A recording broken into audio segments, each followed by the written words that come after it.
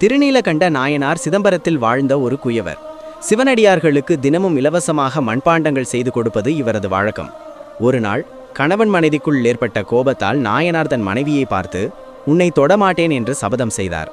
மனைவி அதனை திருநீலகண்டம் சாட்சியாக வேறு எந்த பெண்ணையும் தீண்டக்கூடாது என்று சத்தியம் வாங்கி கொண்டாள்.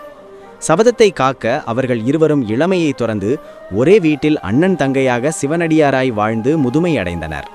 அவர்களின் பக்தியை சோதிக்க சிவனடியார் வடிவில் வந்த சிவன் ஒரு திருவோட்டை கொடுத்து பின்னர் அதை மறைத்துவிட்டார். திருடியதாகச் சொல்லி நாயனாரை திருநீலகண்டர் சத்தியம் செய்ய வற்புறுத்தினார்.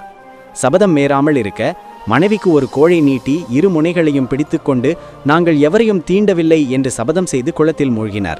குளத்திலிருந்து எழுந்தபோது அவர்கள் இருவரும் இழந்த இளமையை திரும்ப பெற்றனர். அப்போது சிவபெருமான் தன் உண்மை தோற்றத்தில் காட்சியளித்து அவர்களின் தியாகத்தையும் சத்தியத்தையும் பாராட்டி இருவருக்கும் முக்தி அளித்து தன்னுடன் அழைத்துச் சென்றார். இந்த பதிவு உங்களுக்கு பிடித்திருந்தால்